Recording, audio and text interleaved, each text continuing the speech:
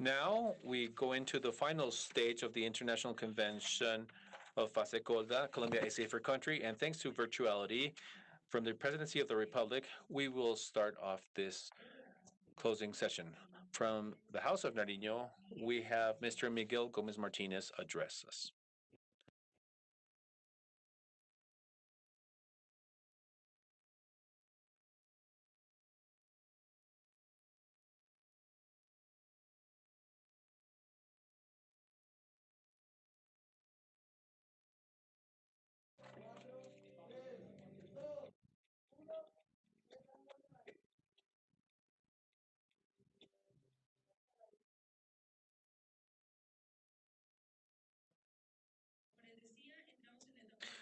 As I mentioned, we are coming to the final stretch of this convention. And thanks to virtuality, we're going to start the closing of this event. And with you, we will have Mr. Miguel Gomez Martinez from the Presidency of the Republic.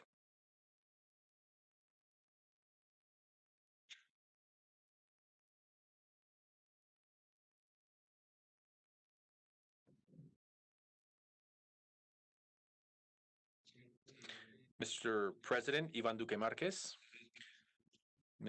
Ministers of the Office, Financial Superintendent, members of the national government, presidents of the different insurance companies that are established in Colombia, intermediaries of insurance, representatives of the reinsurance companies, special guests, dear foreign participants, representatives of the media, ladies and gentlemen. Only 6 months ago, very few people could have predicted the moment that we are currently undergoing.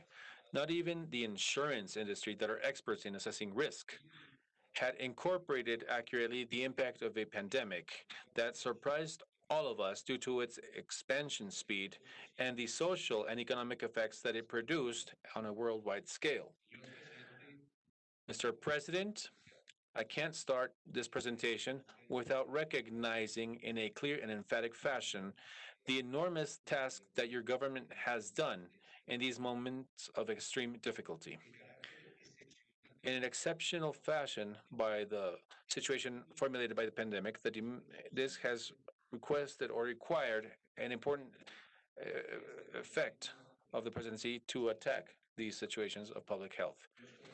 As Colombians, we have seen a chief of government that is present, highly active, dedicated, and fully committed, and concerned for his compatriots, capable of showing optimism under these such sensitive circumstances. On behalf of the insurance industry, well, this is the time, Mr. President, to highlight and to thank the enormous leadership on your end and your team in these critical moments for the nation.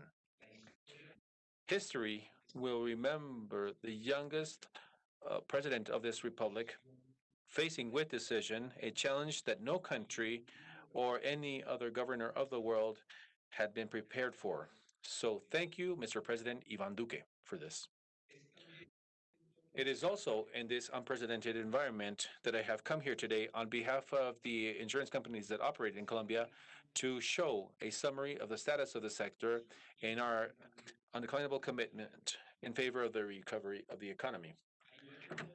As well as the other productive activities, the insurance industry has been heavily affected by COVID-19. The impacts are many because we are a cross-cutting business. We are present in almost all of the different facets of the productive world. But different to many other activities, the insurance companies are familiarized with cycles. We work with a long midterm view. We operate with a logic of reserves. We know about claims, and therefore we act with serenity that different to people who are only concerned for annual results. The work or labor risk systems, I would like to start off by mentioning that in this crisis, the labor risk system has shown to have the capability to protect workers in Colombia, and they are guarantors of productivity in the country. So the the accidents and mortality related to work should keep low levels. And in case accidents happen or diseases due to labor take place, they can quickly recover workers so that they can go back to their activities. The results shown by the sector as well as the system are noticeable. Between 2015 and 2019, the coverage had an increase of 7%. And in that same time, there has been a reduction of 34% in the rate of accidents and 31% in mortality rates and almost 10% in diseases of labor origin. These figures that show the system have been reached mainly because of the possibility that the labor institutions have to carry out works related to promotion and prevention. And this is how the national government, in agreement with the industry, appointed the ARL's new obligations, such as the acquisition and distribution of personal protection equipment and a direct recognition of COVID-19 as a labor disease for the health personnel. And despite the initial difficulties, it is a reason of satisfaction to inform the country that we have fulfilled our task. To date, the sector has acquired and distributed close to 42 million personal protection elements. We have attended over 31,000 workers, and we are responding with over 140 billion pesos in pensions, health, and incapacity. It is important to recognize the effort of the government and the labor risk institutions to support the SMEs. Two mechanisms have been essential to increase social protection and to mitigate the severe consequences of this pandemic. First, the implementation of the minimum floor for social protection, and second, a set forth of prevention that seeks to alleviate or relieve the workload of workers in an effort to mitigate risk of contagion of this pandemic. We cannot stop mentioning or leave behind the concern of the sector in the face of legislative initiatives that seek to deviate the success of the system by appointing these risk institutions that don't have to do with them, that can compromise their feasibility. It has been this institution that contrasts with the severe issues of other components of Social Security, the one that has allowed dozens and of companies to transfer this to the risk sector, offering at the same time protections to millions of workers and their families. The mandatory insurance for traffic accidents, or SOAT, can be considered as a true universal coverage that is offered by the insurance sector in Colombia. Any pedestrian, any driver, passenger, or bike rider that moves around the country and that is a victim of transit or traffic is covered by this insurance. During the past decade, we have addressed, and this has been charged to SOAT, close to 5.5 million Colombians that received priority health attention, a transfer by way of ambulance to the closest health centers, and additional coverages in case of permanent incapacities and deaths. Out of every 100 pesos paid by Colombian for their insurance for their vehicles, close to 43 are allocated to health by way of ADRES, and 2 pesos are transferred to the National Road Insurance Agency. And by way of SOAT, 1.8 trillion pesos were collected, and these were transferred to the health of Colombians in the past year, and another 85 trillion that were allocated to improve safety on the streets and roads. We are concerned, Mr. President, about legislative actions that derail the sensitive sustainability of economics that at the same time would have an impact on the resources collected for the general health system and the National Road Safety Agency. The insurance sector shares the desire that the cost of SOAT should be reduced for all vehicle owners This will only be possible if, as a fruit of more road safety, we can record less accidents and victims of accidents, and if we were able to reduce the fraud that insurance is affected by due to irregularities and overcosts that some insurance providers insist on claiming charged to the SOAT. We should warn that the perspective on this branch is difficult if we take into account the noticeable evasion of this insurance that has reached maximum historical levels close to 50%. Out of every 7 or 15.5 million vehicles, 7.6 do it without having this insurance that is mandatory by nature. So this situation is sensitive because it directly affects the health system that stops receiving around 1.6 trillion pesos annually, and at the same time, they should assume the health attention of those people who die or are accidented by an accident with vehicles that have not had this insurance. I would like to inform you that upon instruction, the insurance companies will transfer the health system by way of address close to 202 trillion pesos, equivalent to the lesser value of the claims as a consequence of the lesser circulation of vehicles and accidents during the pandemic. The SOAT is an example in the region to face the complex issue of public health caused by accidents. To reduce this will be transferred in weakening an instrument that shows every day its huge value in the protection of the lives of Colombians. Life and people. The current circumstances the country goes through requires additional efforts on behalf of public and private actors. The persons that attend patients that are suspicious or that have been diagnosed with COVID-19 have been directly affected in their health and life in all the countries around the world where the virus has been present in. And these lives, lost lives, even though these cannot be repaired, deserve a social and financial recognition that will allow for a temporary protection of the well-being of the families that have been affected. The coverage created by the industry that we have called the strength that takes care of us seeks to recognize the work of these persons that have become a symbol of hope and dedication under the suffering that this disease has caused for the entire world. The coverage is for all of these health workers, professionals, technologists, technicians in charge of the provision of healthcare services, besides the staff that has to do with disinfection and cleaning of the health infrastructure, food, and transportation of patients. It also includes the students that are residents in medicine and those who are providing their mandatory social service.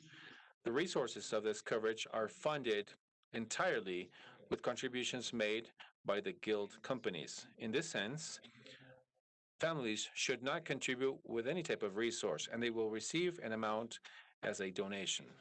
These resources are directly administered by FASECOLDA, that is in charge of its follow-up and control, as well as how they receive claims, how we recognize and pay the beneficiaries.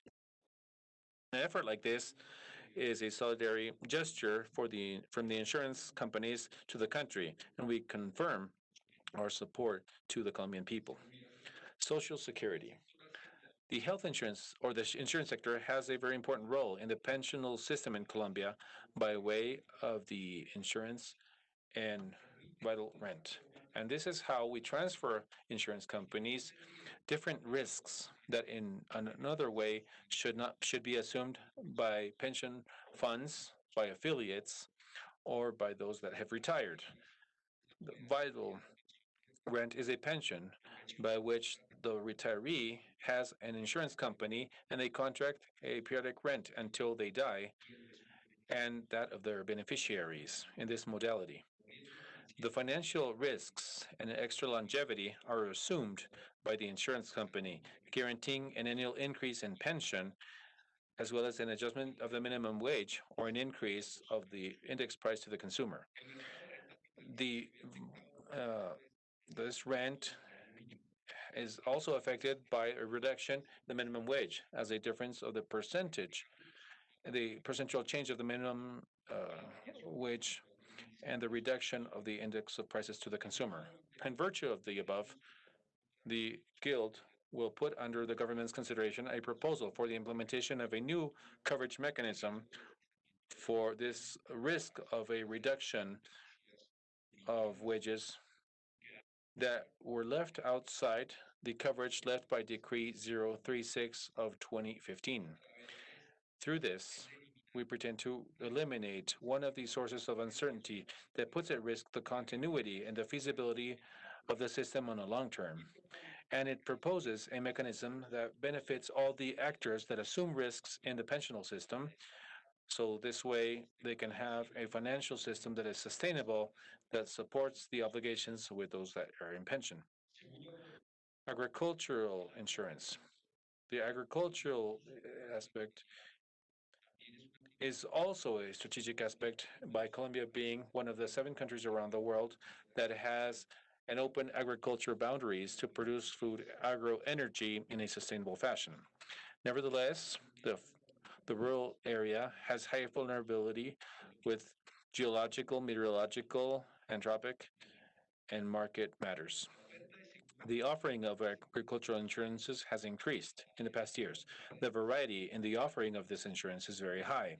In 2019, over 25 types of crops were insured. In the 185,000 hectares, 96% higher, and this is the figure that has been registered in 2018. To date, the value insured is 1.1 trillion pesos with an annual growth of 57% when compared to 2018.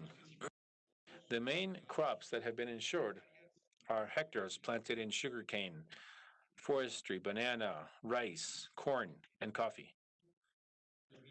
In 2019, the agricultural insurance reached 26th of the 32 countries around the world, and it protected investments of over 6,762 producers in the countryside. When compared to 2018, this proposed an increase of 90% in the number of beneficiaries of this insurance. And nevertheless, we have only been able to protect under the figure of agricultural insurance between 3 and 4% of the hectares planted with licit crops in Colombia, while the insurance of agricultural projects is barely starting.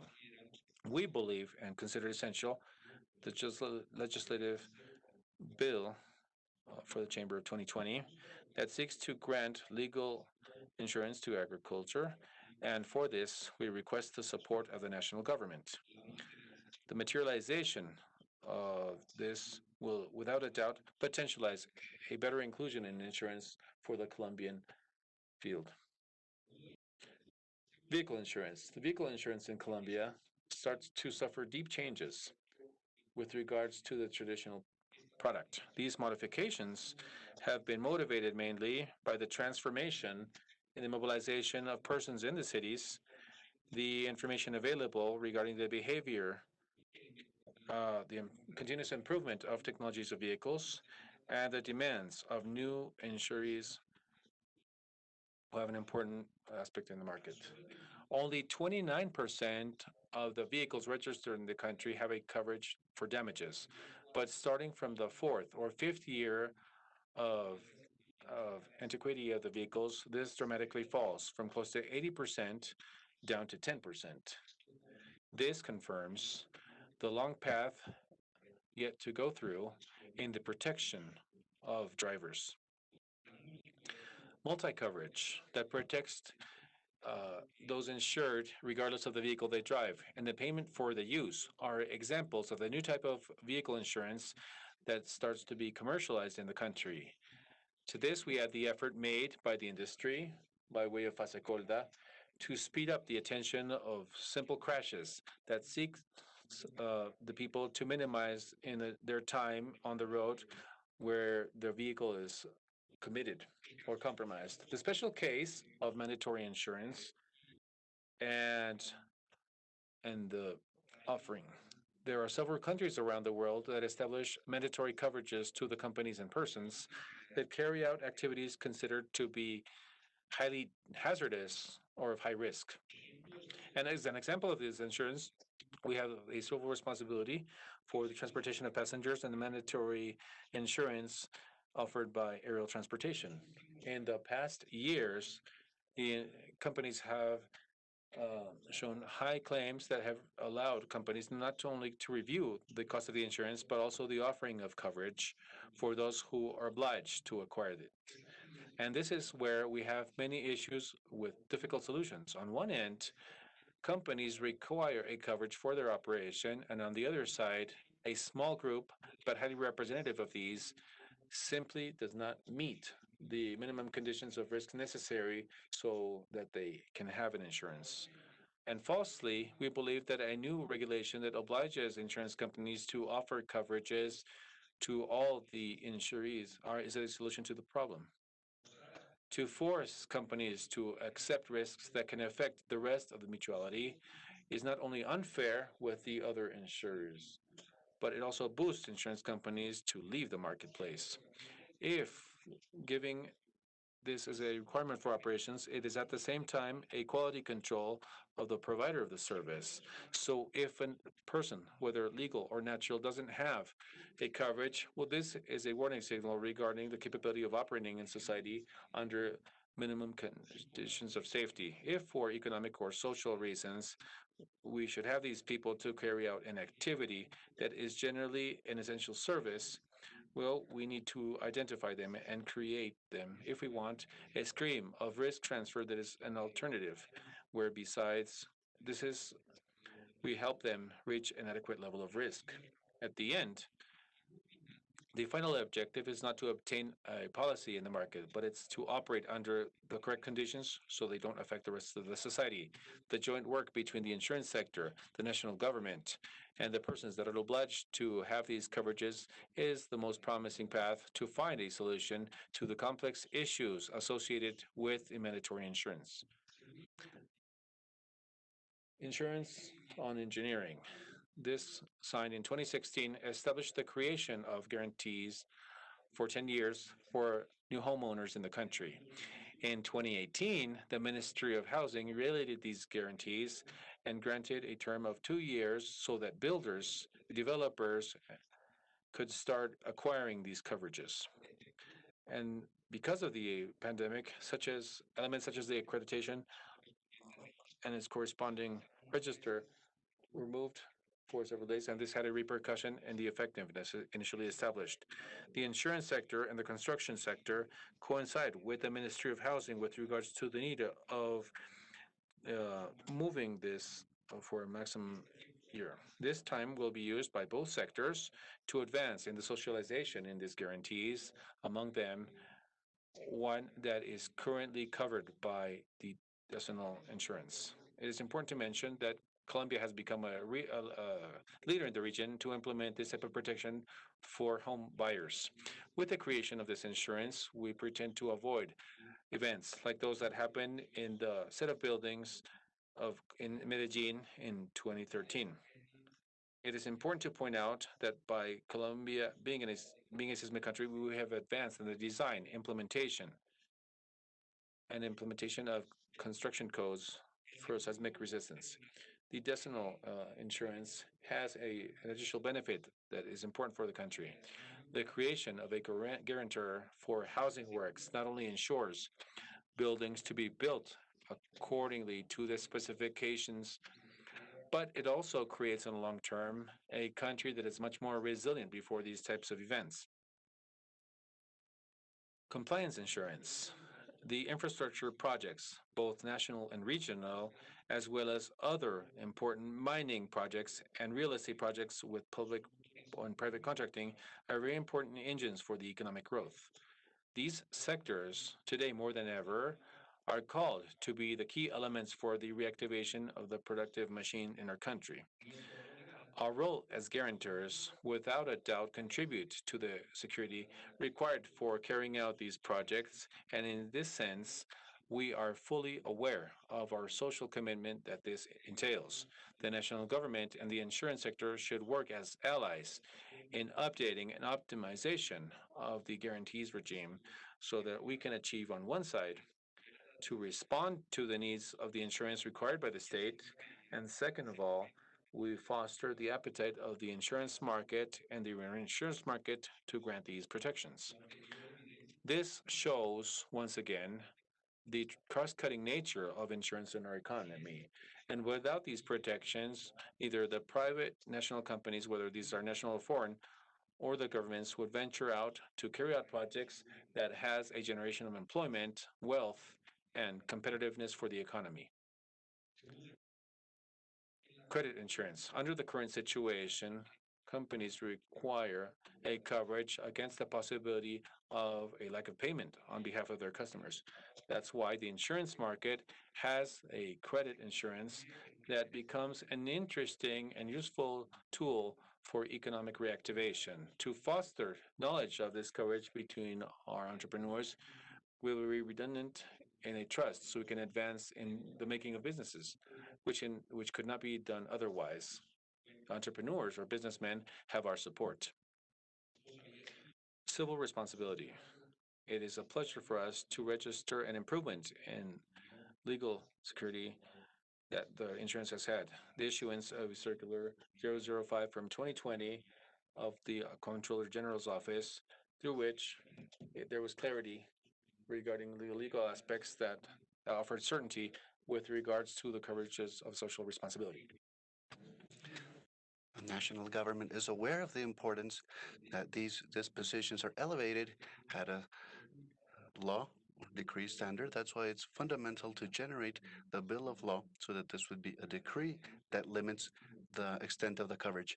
We thank you for this action, Mr. President, that without a doubt sends a positive message to the insurer and reinsurer market abroad in the benefit of assuring the assets and interests of the state.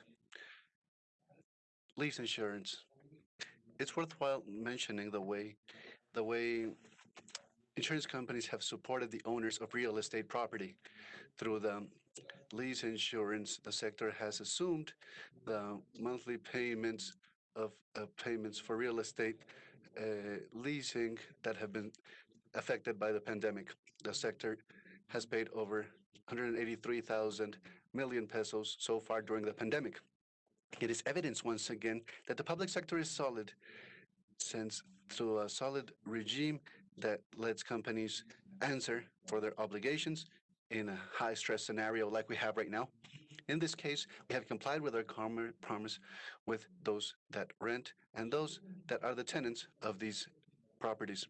I also want to conclude talking about two urgent things that the sector sees as first degree challenges for our sector.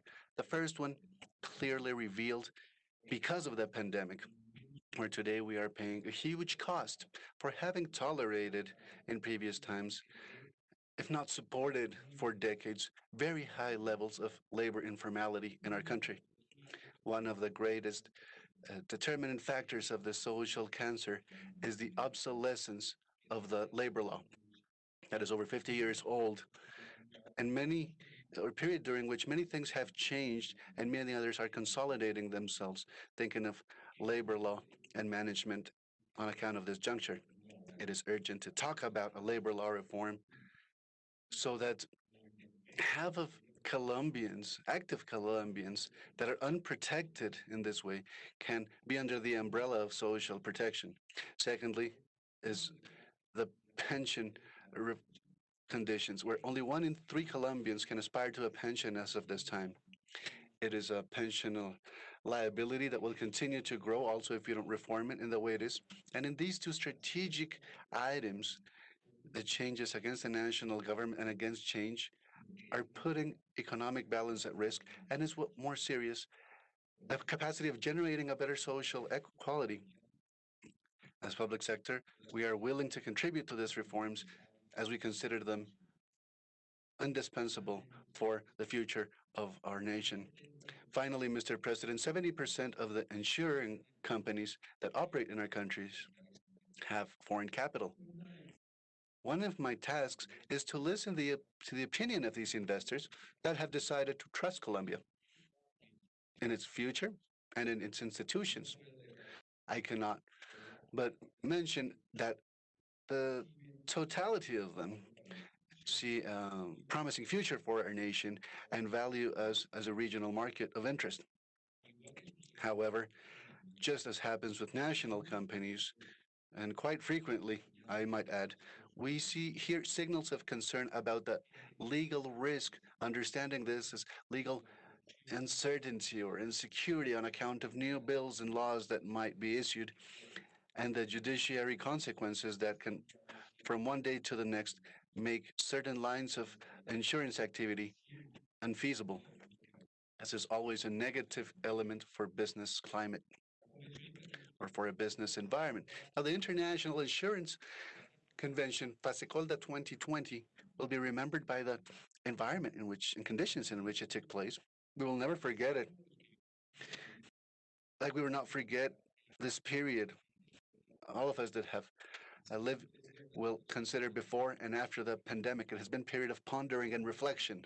But above all, Mr. President, it has been a time of ratifying our undeclinable commitment of the insurance sector with the future and the prosperity of Colombia. Thank you. Thank you, Dr. Miguel Gomez Martinez, for your intervention. Ladies and gentlemen, following, we have the President of the Republic of Colombia, Dr. Iván Duque Márquez. Good morning to all of you. My sincere greetings and sympathies to Mr. Miguel Gomez. Pleasure to have you at the Presidential House. I salute Luis Eduardo Suarez, Presidential of our Chairman of the Board of Fasecolda. I greet William Fadul, Dr. Roberto Jonguito Bonet, Dr. Roberto Botero, ex-chairmen of Fasecolda. My greetings to the Ministry of Housing, Jonathan Malagon. My regards to Superintendent Jorge Castaño. And I greet all the entrepreneurs and company leaders of the sector present here today. Without a doubt, 2020 will be remembered as a year that is unique. And of course, we expect that it doesn't repeat itself the way it has. This year has knocked on the doors of several countries where we see this acute respiratory virus that is now affecting and actually has taken a toll of over 1 million victims worldwide. We have seen that to contain the damage it causes, the countries that have been obligated to take restrictions and impose certain limitations, to a certain extent improvised in some places, and in other places we have been able to do them more gradually and in an organized fashion and precisely, but also always with great levels of uncertainty. All of this is to show the fragility that the world has right now, but also evidences that for years we have had on the table conversations that perhaps the world had not given the necessary importance to nationally, but also in these intersectorial discussions. And I would say today, Doctor, that in the World Bank, in its 10-year report about risk, had the word pandemic. But we always saw this as a faraway possibility. Probable or possible, yes, but far away still. I also remind you that last year, the World Health Organization summoned a group of experts led by Gro Harlem Brundtland, the ex-first minister of Norway. And in that first report in chapter 3, they mentioned the immense possibility that the world would suffer a worldwide pandemic detonated by an acute respiratory virus specifically. Talked about meetings between heads of state in September 2020, but that was not at the center of any conversation either. We had phenomenons like SARS in recent years. We had phenomenon such as Ebola. We had phenomenon as H1N1 in the last decade. However, we never believed that there was the imminent possibility of facing what the world has had to face this year. We have seen the richest countries in the world to see their health uh, sector capacity to respond been affected with so great and robust resources. We've seen the most developed societies in the world having to um, use improvised pits to be able to bury the bodies that result from the death tolls of this pandemic. We've seen the developed and industrialized countries suffer for lack of personal protection equipment on some times and periods. And looking at all this scenario, we need to reflect about how Latin America reacted and how Colombia has responded as well. We in Latin America know the shortfalls of our health systems. We understand that we don't have the coverage levels or per capita income that the most powerful nations have and that have been so greatly affected. But we have taken gradual and timely decisions and on point, and some of them draconian to try and prevent the expansion of this virus and strengthen the possibility of the nation to respond. And something that is very important to have a critical patient care system like we never had before. In these 6 months, my esteemed friends, Colombia can tell the world that it has achieved to double the intensive care unit capacity in Colombia. When the pandemic started, we had one of the lowest um, or highest rates per 100,000 inhabitants in Latin America already, and it had taken years, I will say decades, to arrive 5,400 ICUs. And in only 6 months, we are on the almost at reading 11,000 ICUs, which has no precedent in public health management in Colombia. We started this pandemic being the first country in Latin America to have capacity to execute PCR tests that, through the Berlin Protocol, were used to determine positive cases of COVID. We had a laboratory that could process 1,000 tests per day. Today, it's over 100 laboratories, private and public, now all around the country, capable of processing over 36,000 tests per day. And we have been actively seeking all the time to find the cases of COVID, where yesterday we closed with 89%, actually 89.6% of the positive recovery cases around our country. And something else to highlight is that Colombia has had a positivity rate of 3.1%, which is under that of Germany, under that of Italy, under that of France or the UK, of US or Brazil, of course, and of many other countries that are our neighbors, like the case of Chile and Peru that have suffered a lot, or Panama. And when we analyze the response of Colombia in the index of death toll per a million inhabitants, we see that we are under countries such as France or Italy or the United Kingdom, Belgium, Sweden, but at the same time under countries such as Peru or Chile or Mexico and Brazil and Panama and Ecuador closer by, among others.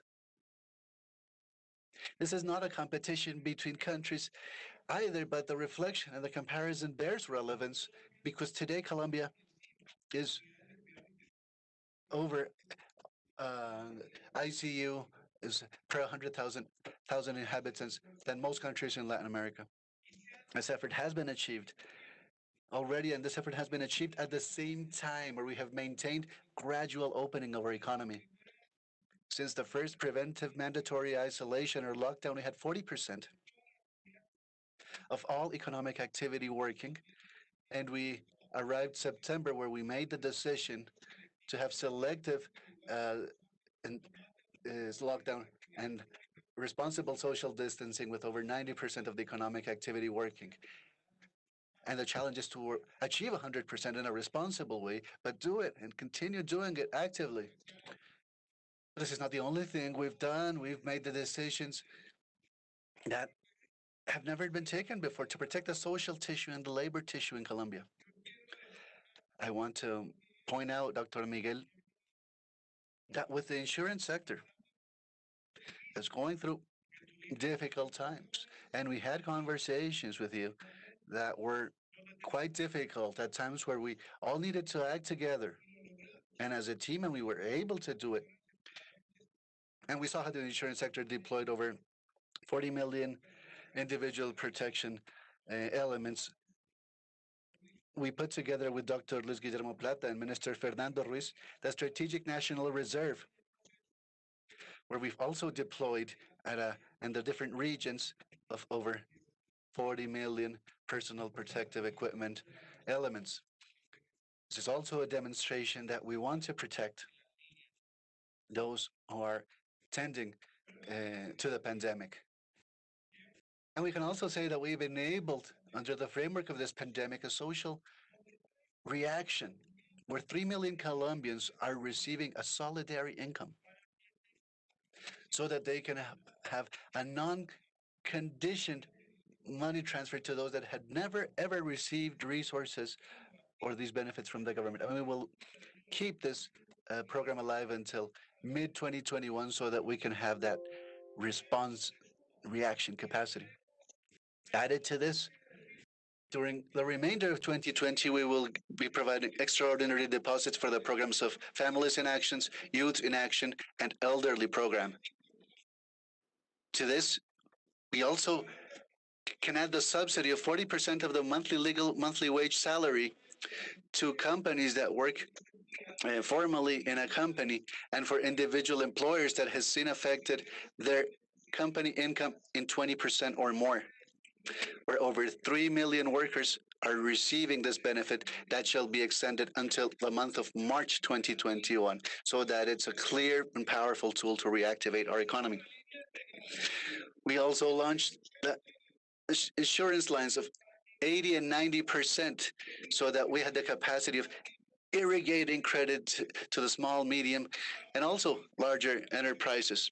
It was foreseen to end in September, and we extended this assurance program until March 2021, so that it's also a tool to promote economic recovery. We have also reached decisions of easy credit lines with the Bancoldex credit line, for example, and a program called Colombia Reactivates Itself that has regional chapters has become very important now. We've also taken measures to change terms and conditions about the dates and the timetables for paying taxes to look after the most affected sectors and protect them. And we've allowed that the health sector itself can advance in telemedicine so that they can we can have payments for those that are doing their resident year and their year as a resident. We made available the payments for having availability of more ICU units. Now we're advancing. It would be the first line of responders and to pay them in an agile manner, and the final point payment as well. All of this increasing the capacity to pay and respond that our country has amidst this juncture. We know that there's risk. We know that there's affectation. We've seen it in the labor market already, where we arrive at national unemployment levels over 20% now.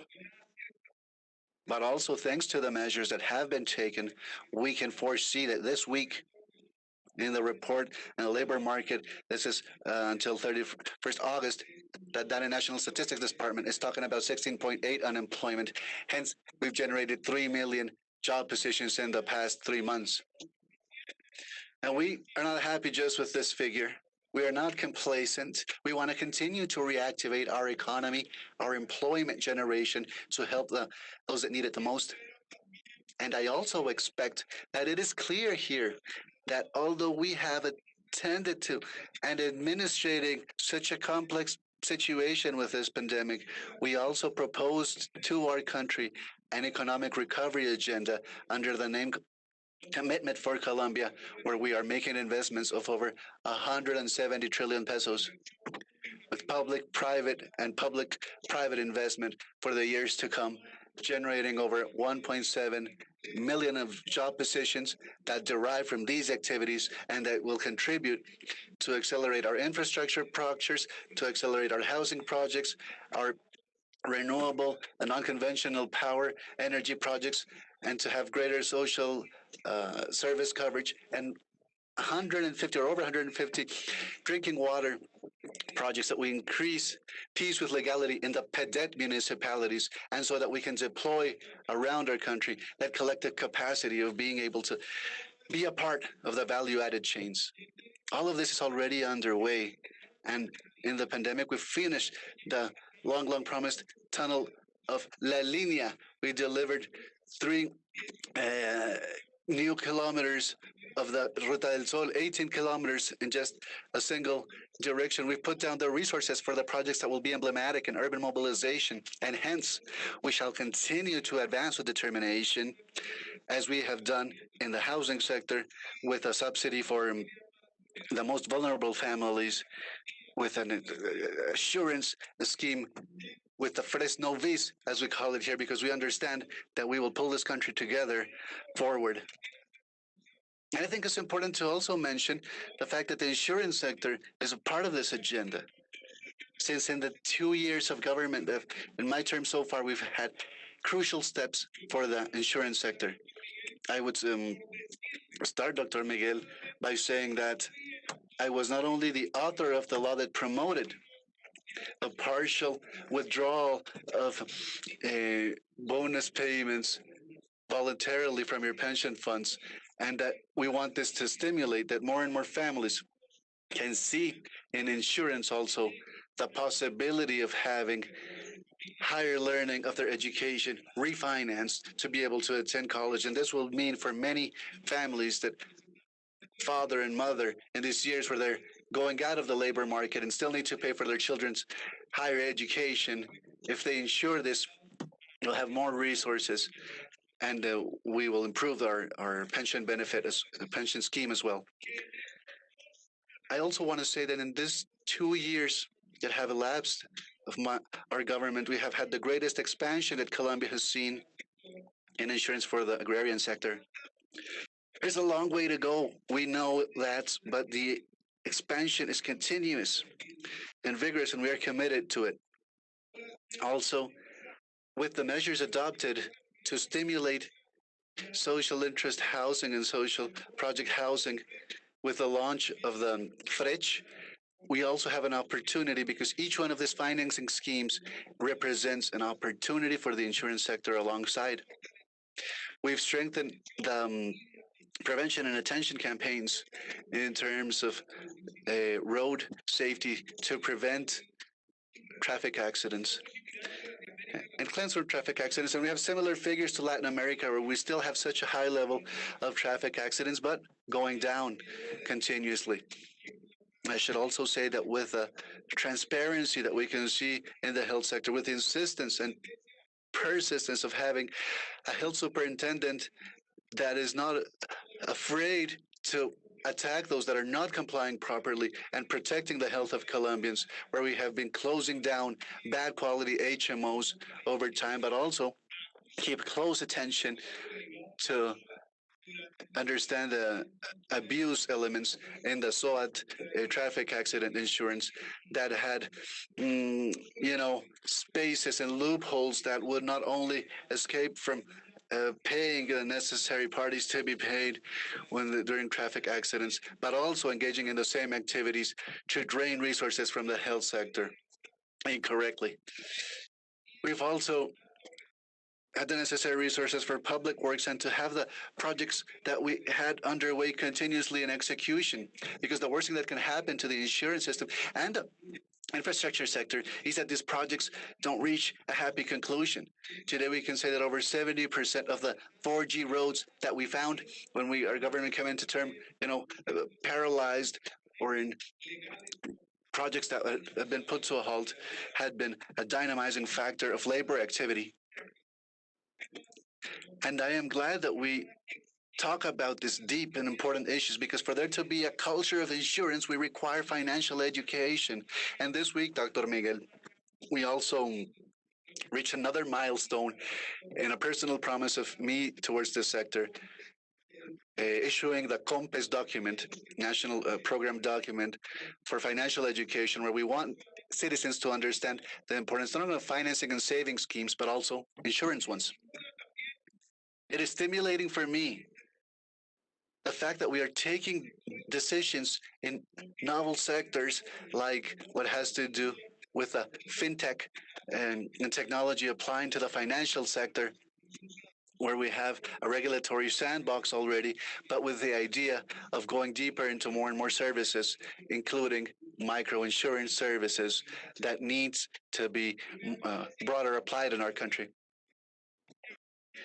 And I also think it's important to enable mechanisms so that the per capita premiums during our lifetime in Colombia grow, because the level of per capita premiums in insurance is under that of many countries comparable to us in our region. And this can only be achieved having more competition, going deeper, and a greater development of the capital markets. And of course, with understanding that there's mechanisms to protect the income of citizens. And you have said something important that's also bears importance in this conversation. The insurance that has to do with protecting the most vulnerable will ensure somehow a fixed, regular income for our senior citizens, perhaps, for example. I would also highlight that today we pulled up the minimum threshold of our social floor, if you will, to enable more Colombians to have savings for their retirement. It is not about affecting their labor condition. It's not about reducing spaces and labor rights. On the contrary, what this is that everyone that is outside of this system has an element of coverage and protection. So when they have an advanced age, and that's also involved in the insurance sector, how important it has been that we go deeper into developing these tools. And I continue mentioning that this sector is deeply related as an institutional investor in the capital market development. The mission led by Professor Rigobon brought specific recommendations where about 80% of those recommendations have been implemented through regulations and decrees that I have sanctioned personally with the Ministry of Treasury, for example. And we will shortly be presenting to Congress the reforms that are required to update the legislation of 1995 and talking about how deep the capital market can be structured in Colombia. And you've mentioned protecting the elderly and employment generation. Protecting our senior citizens, and our task and our goal and our conviction is that first we need greater formalization. The pandemic hit us in a difficult time, really, but we knew that there were already steps being taken so that labor positions in Colombia were formal versus informal. And now, to protect senior citizens, we want to increase formal labor positions. Since I was a government, we want to provide incentives and clear and transparent mechanisms in legal safety so that this investment effectively translates into generate these job positions, fitting positions, and stable positions. And recognizing that informality that we have is not good. We're different situations, and the comparison that we can do with other neighboring countries can help us understand what is the best mechanism to protect our senior citizens. I would highlight that from the labor hazard associated insurance companies and their development so that we can provide in a historical way the greatest coverage that has been seen in what has to do with attention to unemployment insurance and unemployment benefits. This we also need to highlight in the institutional framework, along with the mechanisms to generate employment so that we understand these dynamics from different sectors that need to be related to enabling a safe reopening of economic activity and a related with the activities that we want our young people to engage in, especially what the new labor market is demanding from them as far as capacities and skills, where initiatives like Inspiratic are to train 100,000 programmers to be inserted into the labor market. They will be ready in 2 years. To this, we want to add more and more tools and mechanisms and recognize that SMEs should have the greatest protection in this sector. That's why we put together the entrepreneurial law with an urgent message to Congress, and why during the pandemic we issued the law that gives way to payment in fair terms and during fair periods to all the supply chain of our companies.